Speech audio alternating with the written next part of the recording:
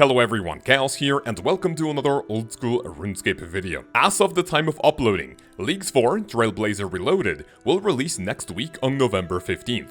This is by far my favorite game mode in the history of the game, and Leagues 2 was arguably the best iteration of the mode, which has a ton of people excited for what's about to come. Now, for those of you who haven't been around for a few years, or even if you didn't have the chance to participate in any of the previous leagues, this video aims to solve all your questions. I will be going over the main difference between the main game and leagues, a brief history of previous competitions, rewards, and most importantly tell you how you should go about creating your personal strategy to have as much fun as possible in the 2 months of the mode being around. If you fellas enjoyed this video, I'm going to be live streaming Leagues 4 every single day as soon as it drops, and maybe even do a 24-hour stream for opening day. Make sure to subscribe with notifications on, drop a fat like, and share this video with your friends to help your pals forge the best strategy according to their playstyle. So boys and girls, let's begin. If I could summarize Leagues with one sentence, it is an official private server. Leagues is a members-only temporary game mode in old school RuneScape, where players have a set amount of time to complete as many tasks as possible, which yield the points depending on the difficulty of the task. You will hear a ton of people mention these two words quite a lot, but what exactly are tasks and how do you achieve set points? You can think of it as an extended achievement diary system. But instead of being region locked, some tasks are open to the entire map and you get points for completing them. When you start out, you may achieve a task such as cooking a shrimp for a small amount of points to progress your account. In the mid-game, you could earn points by, let's say, achieving your first level 80.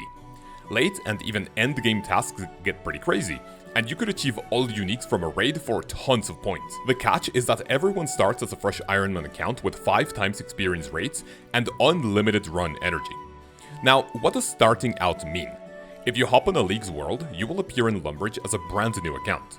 Now, don't worry, you didn't lose anything, but you are now logged to your League's account. Whatever progress you achieve, you can't go back to any member's world to play the game as normal. Think of it as a game with different save files. This means that you may not use the same account to play the main game, and also the League's game mode. Leagues 4 will follow the same format as a Leagues 2.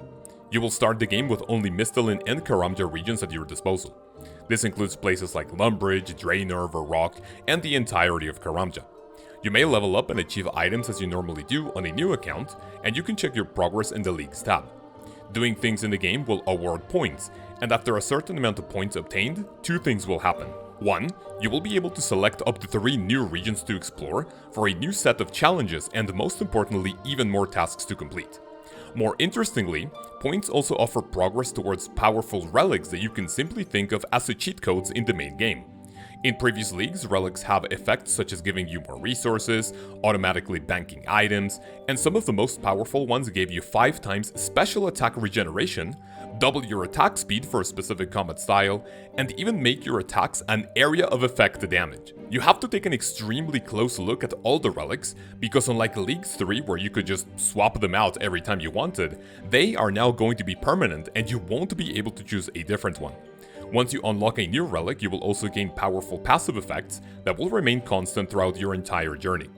Things such as experience multipliers going from 5 all the way up to times 16, stacking up clue scrolls indefinitely, and the most exciting of all, unique drops from bosses being up to 3 times more common for even more dopamine. So we've talked about how points affect your League's account, but what about the main game?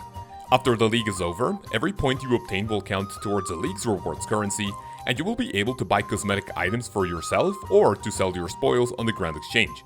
You can also buy items from previous leagues in case you missed out.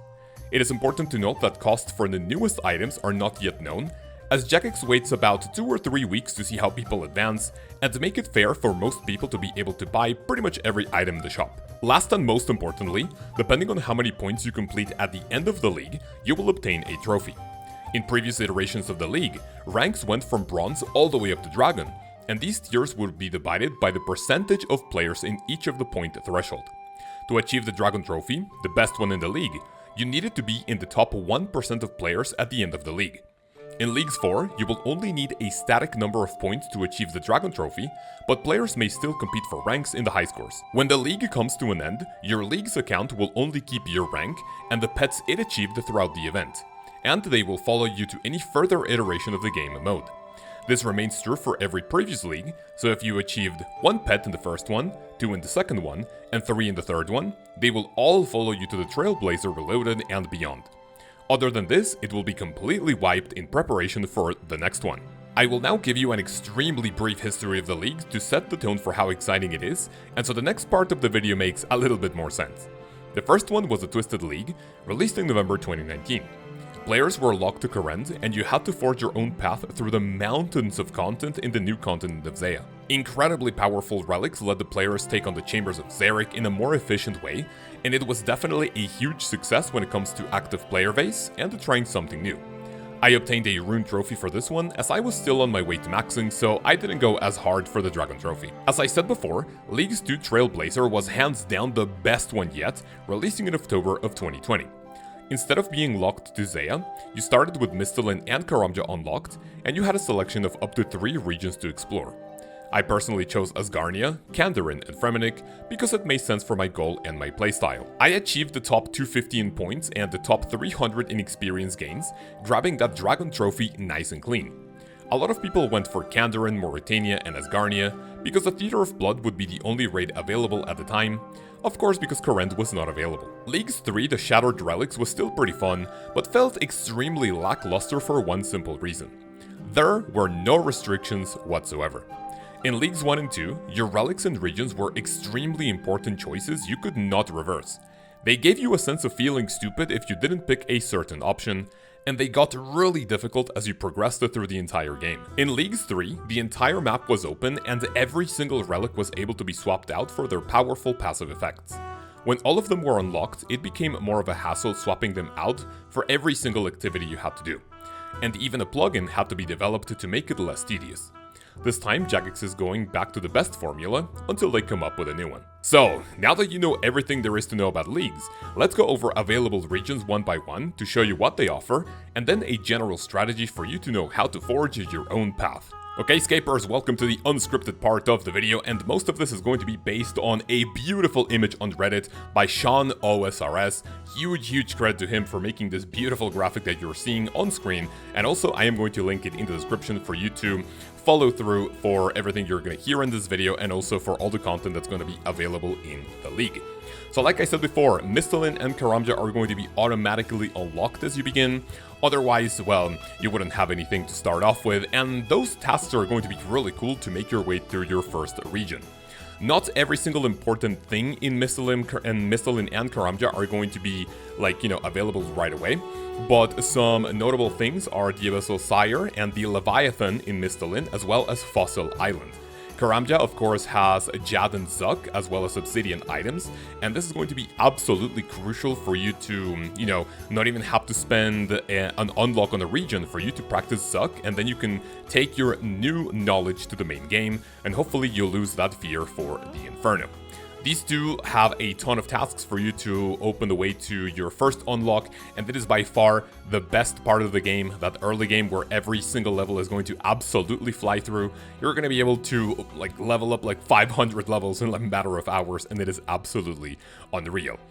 My first option in the second iteration of the game mode was Asgarnia, and this one has insane amount of content. We're looking at the entire God Wars dungeon, Cerberus, we have the Primordial Boots, the Pagations, we have the Warriors Guild, the Dragon Defender, the entire region, but including Falador. There are so many things to do here, so many tasks that I even forgot, but Asgarnia was definitely a huge first region, and of course, well, it also includes Port Sarim, Pest Control, and there's a couple of other things that you might potentially want to do in order to unlock your second region, if that was your first option. Now we come to one of my obvious picks, and that is going to be the desert. Now, in the previous, not the previous one, in the Trailblazer League, the desert was not really popular because all you had was what? the Calphite Queen, Ancients, and yeah, there was not a lot of content for you to do there other than, you know, maybe Self-Venom, the Pyramid Plunder. This time around we have the Tombs of a Mascot, and this is going to be the one I am going to go for. I'm going to talk a little bit more about my personal choices at the end, but the Tombs of a Mascot is going to be absolutely insane. You have Masori, you have the Tumican Shadow, the Oswimtum's Fang, the Light Bearer. Everything is going to be broken, including the Mage Training Arena for those spells. You have Ancient Magics. You have Temporals this time around, which was not a thing back in the second league. And this is, I believe, going to be one of the most popular ones. I am so excited to do Tombs of a Mascot, see purples non-stop, and of course doing it with insanely powerful relics to do a 300 and what, maybe like 15 or 20 minutes. Up next we have a Fremenic. This was also another choice of mine in the second league, and this one has Basilisk Knights, it has a Vorkath, a D-Case. Most importantly, new around this time, it is going to be the Phantom Muspa. You want to get your hands on that Venator bow for that insanely powerful, well, I mean, not very much in the main game, but I'm pretty sure that in the league it is going to be very powerful, the Venator bow. This, along with the Blast Furnace, we have Fremenic, we have all of the Fremenic Isles, lunar items, and, you know, construction items. Fremenic region was so much fun, especially because of Vorkath back in the second league. You are not going to be disappointed if you choose this one, just in case you want to give it a go. Next one, we have a Kandarin, and here we have Barbarian Assault, we have Thermonuclear, Smoke Devil, Kraken, Monkey Madness 2, Demonic Gorilla, Zenites.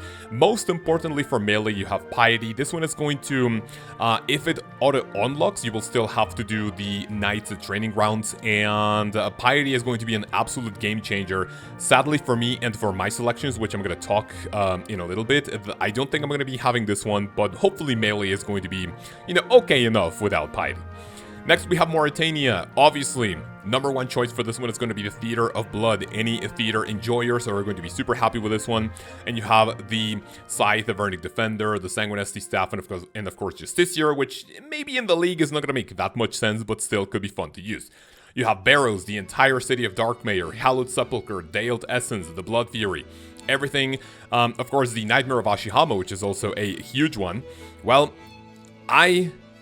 if there was one extra choice for a region, this would be another unlock that I would 100% go for, because everything in Darkmere, you have the Hallowed Sepulchre. Oh my god, I cannot, you know, I really love the Hallowed Sepulchre, and Mauritania is obviously going to be another popular one for that beautiful, beautiful Theater of Blood.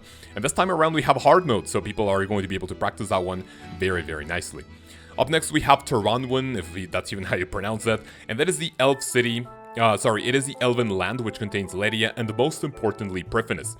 You have the Corrupted Gauntlet, you have Zolcano, the Priphinus Slayer dungeon, and other than that, you have Zulra, all the crystal items, and the Blowpipe back then, with a 1 tick attack cycle, and if you chose the relic for you to halve the attack speed of your ranged weapons, the Blowpipe was an absolute machine gun. Like, this is obviously going to be, you know, a really good one if you like the ranged attack style. And also, I believe this could also, you know, hold its own weight against the other options that we have, because Taranwin has a lot of content. When it comes to Wilderness, there is a lot of content, and I will give a fair warning to this one. Even though everyone is going to be an Ironman, people can still kill you in the Wilderness, and you're going to lose most of your stuff, you know, especially if you are above level 30 Wilderness. This was one thing that people didn't like both in Leagues 2 and Leagues 3. Kind of discouraging, you know, if people went for kills and, you know, they don't get anything. It's just like literally to grief people. But other than that, warning aside, we have the new wildy bosses. We have Vedion, Calvarion, we have the spiders, the bears, you have Dagon High Robes, the Slayer Cave, Revenants, Revenant Weapons, Wilderness Shields. Most importantly, you have the Corporeal Beast, and something else for magic, we have the Mage Training Arena 1 and 2, which is going to be pretty decent if you want to go for that best in slot Mage Cape. Corporeal Beast in Leagues is definitely going to be a good one, but not as good as something absolutely new for the Trailblazer League, Korend. Like we said before, in the second league, Korend was not available because it, you know, wasn't really going to make a lot of sense since we just had the Twisted League. And of course, Korend is now available, and it has the Chambers, Ancestral, all of the weapons from Chambers of Xeric. You have the Dragon Hunter Crossbow, the Claws, you have the Kodai, just in case you also pick the Desert, you're gonna have the Kodai Wand. You have the Forthos Dungeon, Wintertoad Runecrafting, Wintertoad and Seiya Runecrafting, and you have the entirety of Korend. This is absolutely broken because if you think of the first league, everything happened in that one region, so you are going to have an obscene amount of content if you pick Current, and this is obviously going to be a very popular one because of those chambers. And yeah, that's basically it. Again, thank you very much to Sean OSRS for this beautiful, beautiful graphic that you were seeing throughout that entire thing. Again, I will link it down in the description. Okay, boys and girls, it is time for arguably the most important part of the video. What is a good general unlock strategy, and what are going to be my personal picks and why? Full disclosure, I am re-recording this part of the video because starting November, Jagex is uploading daily reveals for both the relics and the passive effects to their Twitter, and what I saw today completely blew my mind. On November 4th, we saw what the Comet relics are going to be, and let me tell you, it pretty much solidified my choices. You are seeing them on screen right now, and you can check them out on the Twitter link below. And you can call me crazy, but I believe that these relics are what are going to shape your entire strategy. Whatever combat relic you pick, the respective weapons for that combat style will have their attack speed cut in half. However, if your weapon is 4-tick attack speed or above, they will be halved to round it down. If it's originally a 3-tick attack speed, it's going to be rounded up instead. Meaning that if you go for any region that contains a raid, and of course a mega weapon, your scythe will hit every 2 ticks, your twisted bow will hit every 3 ticks, and most importantly, my favorite one, the Tumican Shadow will hit every 2 ticks. You can also see the rest of the effects of every single combat relic, and even though the magic one is looking pretty chunky, melee and ranged are still going to be pretty strong contenders. When I first made the video, the only thing I was thinking about when picking your region was what the type of content you wanted to do. This time around, you have to heavily think about what combat style you want to focus on, and I would highly recommend you pick a region that includes the raid that is going to give you the respective mega weapon. So, without exaggeration, I believe that if your aim is to learn raids and high-level content, pick a combat relic and region aimed towards a mega weapon of choice. This means that, for example, if you choose the melee relic, you might potentially want to go for a scythe in Mauritania. If you choose the ranged relic, you might want to go for a twisted bow in Current. And if you choose the magic relic, you might go for a Tumican Shadow in the desert. Now, like I said before, this is of course geared towards people who want to focus on 1 or 2 raids during the Leagues 4. But what if you don't want to engage in any of the raids because, let's say, the lack of time or lack of experience? Well, let's look at the other 2 unlocking strategies for you to enjoy Leagues as much as possible. The very first thing you should do is look at the entire game and see if there's any new content you want to learn. Whether it be raids or any new boss that you're not really sure if you want to try or have the levels or the gear for. Make sure to pick regions that have bosses you would like to practice in the league, because everything is going to be so much easier, it will potentially encourage you to try it or even improve said content in the main game. During the Shattered Relics, I had the courage to actually do both the Zulra and Solo Chambers, because doing those pieces of content with powerful relics made me realize that they're not really that bad. Of course, the second path is, what if you just want your Dragon Trophy or as many points as possible to then sell your spoils in the Grand Exchange. The only thing you have to do is pick regions with not as many bosses so you can do as many easy tasks as possible, do some AFK scaling, and of course build your way towards whatever goal you have in mind.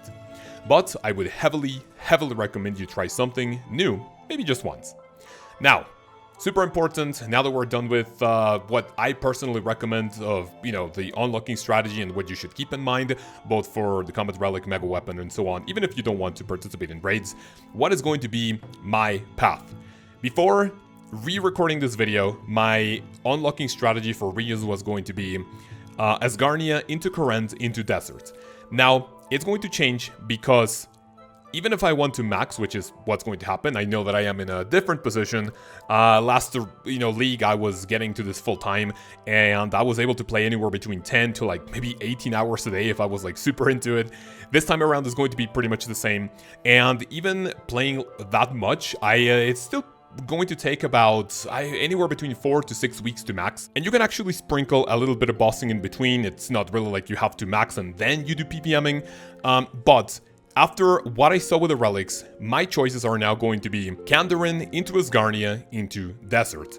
And I am of course going to be picking that magic relic because that 2-tick Tumican Shadow with extra magic damage percentage bonus, whatever you want to call it, and of course plus magic accuracy every single boss that I can potentially think of is going to absolutely shred with the Tunic and Shadow, and that is one thing that I really hope that I see with my purple. Now, I believe my strategies are also going to synergize with each other, because if I pick Asgarnia, I am going to have Armadil to upgrade my Masori. Asgarnia alone is going to give you Torva into Bandos, and then with the Godwars Dungeons items also themselves, you're going to have your Armadil crossbow, and if you farm next, you are also going to have that Nihil Horn to get a Zaros crossbow, and you can do Leviathan with the Tunic and Shadow. You can do Whisper to then get your Virtus and get even more damage. With Kandarin, if you go for, you know, any combat style, you're going to have your Trident to start magic, you're going to get your Occult, your Zenyte jewelry is going to be insane, and of course, I believe everything is going to quote-unquote make sense. If you enjoy Tombs of a Mascot and the Desert, I pretty much think that this is going to be, honestly, in my personal opinion, the best combination for the Tunic and Shadow and the Desert. So you pick the Magic Relic into Desert, and then go for Asgarnia, and of course, well, Asgarnia could potentially be, you know, changed if you don't really want to do Godwars Dungeon, but Kandarin is going to be super important for those Zenytes, and of course, the Occult Necklace. And yeah, so that is going to be my unlocking strategy. I hope I at least convinced some of you to, maybe not copy my strategy, but if you don't like my strategy, please let me know what you have in mind. And of course, it is going to be such a wonderful time. I cannot wait to start Leagues 4. So, that being said, we are going to start next week, and I'm going to be streaming the league every single day. Thank you so much for watching, and of course, thank you to every single one of my channel members. You boys and girls are absolutely amazing, and you have no idea how much your support goes, you know, a long way. My family, my puppy, my wife really, you know, are extremely grateful for it. And if you want to become a part of this list of legends, click the join button below to see all the cool benefits and perks you can get in the channel, in the videos, in the streams, and of course, in the Discord. Ladies and gentlemen, next week we're gonna have the last video before the start of the league, and also gearing towards that 2024 start of the year. The maxing grind is going to be absolutely insane. I don't really know what to say at this point. I'm just rambling because I'm super excited. So I will see you boys and girls then. Have an amazing day, have an amazing week, and take care. Peace.